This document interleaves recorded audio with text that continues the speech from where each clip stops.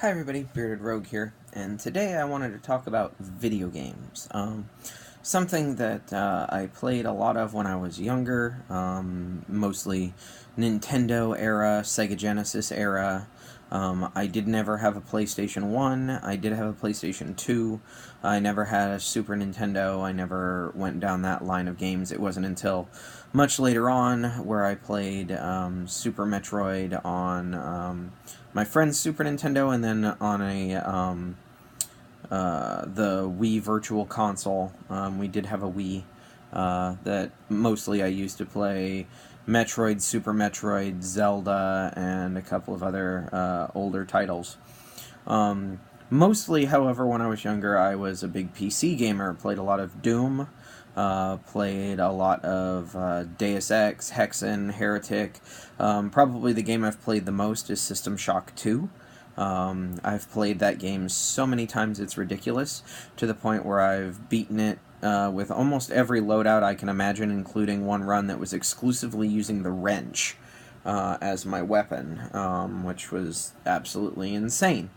But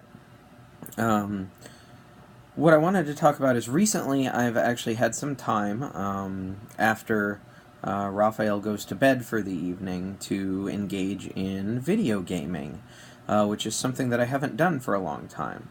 And I kind of wanted to talk about the video games that I've been playing and what I like about each one, so that you can get an idea as to whether or not they're at all interesting for you, and I can talk about what I get out of them just in general. So, the first one I want to start with is a game that I actually picked up a couple of years ago. Actually, a friend picked it up for me on a Steam sale because he was absolutely certain that I would love it, and he was correct, and that's Invisible Ink. Invisible Ink is basically a cyberpunk future wherein you are a intelligence gathering organization that has been compromised. Bad guys, mega corporations have kicked down your doors, and now your agents are kind of scattered to the wind, and you're starting with nearly nothing and trying to basically continue your existence. So it's a turn-based stealth action game. So it is completely turn-based, not real-time. All of your agents have a certain number of action points that you can use on your turn, and those action points are used for everything from movement to combat to peeking around corners to interacting with various things in the level. There is hacking. It's a very cool hacking display. They call it Incognita. Basically, you go into this alternate mode where you see wireframes of everything, and all of the things that you can hack are highlighted in red. They cost a certain amount of power to hack, depending on what program loadout you have, and what agents you have. You have a certain amount of power, which is kind of like your hacking action points that you can use. And you can hack, cameras to shut them off. You can hack turrets to turn them against their masters. You can hack drones and use them to scout or turn them against their masters. You can unlock vault doors and safes and various other things through hacking. That's not to mention the actually running around through the levels, dodging guards. In the standard modes of play, the guards will have like a cone of vision that's put on the floor for you to determine what they can see and what they can't see, because your agents are considered to be experienced. This is something you would know. And that helps you navigate basically unseen. You can either go completely stealth and just try to avoid everyone. You can go the knockout method, where you just knock people out and basically pin them to keep them unconscious when it's convenient.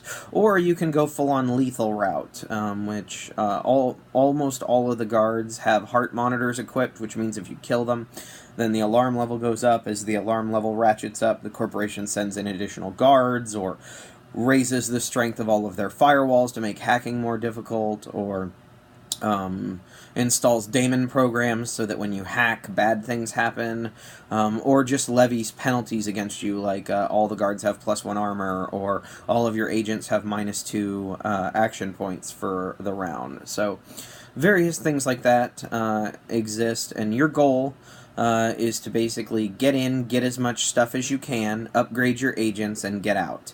The ultimate goal is to take your computer hacking program Incognita and get it online in a computer that can house it, so that you can basically continue activities and find out who it is that struck against you, etc., etc. Very cool storyline, multiple different levels of play. They've got beginner, experienced, and expert. Then they have expert plus, which means you get no rewinds or retries of anything. Basically Iron Man mode. If an agent's captured, they're captured. You can rescue them again from a detention center, but you know, that's another mission where you're exhausting resources just to get back to where you were. They have an endless mode. They have a DLC called the Contingency Plan. It's a very cheap DLC. It adds a few more agents. It extends the length of the campaign, which I think is really, really cool. It adds a few more programs and a few more items and a few different flavors of guards and enemies, which are really cool to see. It's just kind of more of the original rather than anything that really, like, majorly tweaks gameplay. I love this game. I really like the turn-based nature of it and the thoughtfulness of it. If you're patient, you can usually figure out a way to minimize damages, or figure out how you're going to go about casing this joint. All of the agents have their own unique abilities. One of them, for example, starts the game with the ability to wirelessly hack. So instead of having to jack into the consoles to gain additional power, she can gain power wirelessly, which means that she just kind of moves around the level and never has to waste action points going to those things. One of them has the ability to unlock security doors without needing a passcard key off of a guard. One of them has the ability to attack twice in a turn. Most times you get one attack a turn, either a physical attack or a ranged attack, and this agent can attack twice. That's just her special ability. It's a very diverse crew of agents. Pretty much every ethnicity is represented, and I think it may be even more women than men, but there's definitely at least an even number of women to men. There's one cyborg who doesn't identify as human anymore, even though it looks like his original form was probably male. The aesthetics of it are amazing. The artwork is really, really good. It's just an all-around fantastic game, and I love it.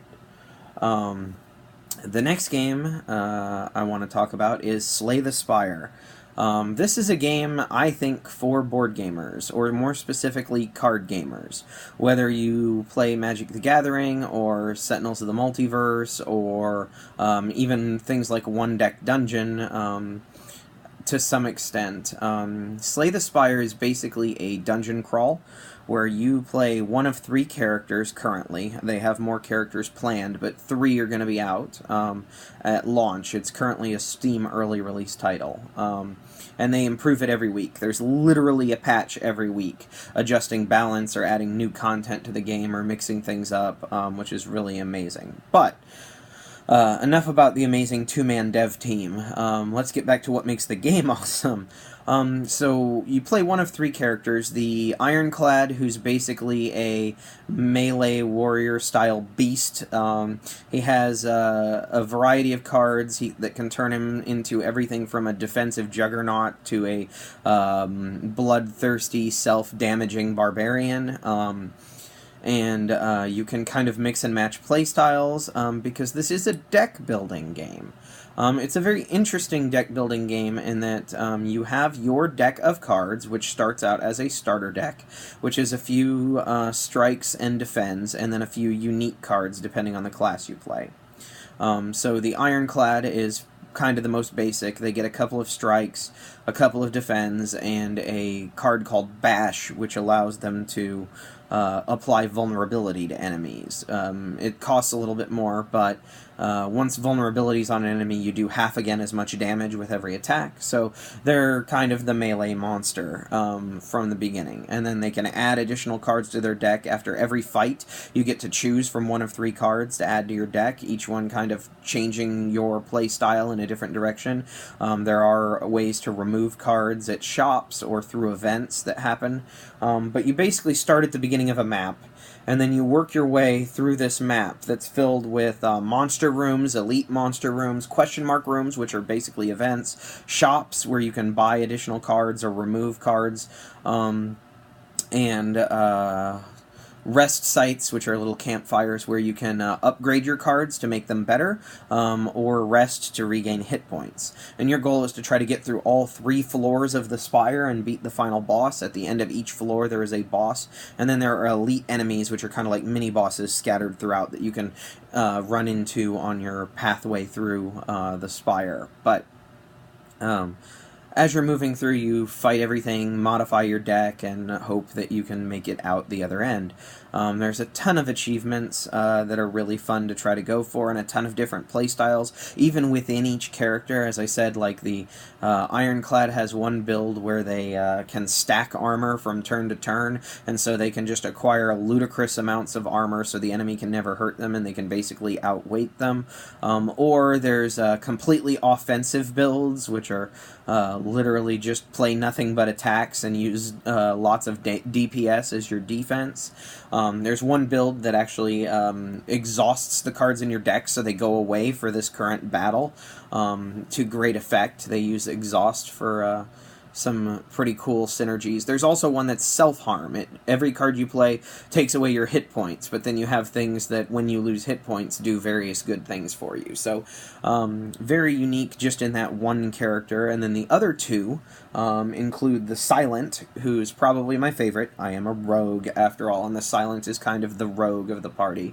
They have an ultra-defensive build as well that's based on basically upgrading their dexterity score to make all of their blocks do more block. Using cards like Caltrops so that the enemy takes damage whenever they attack you.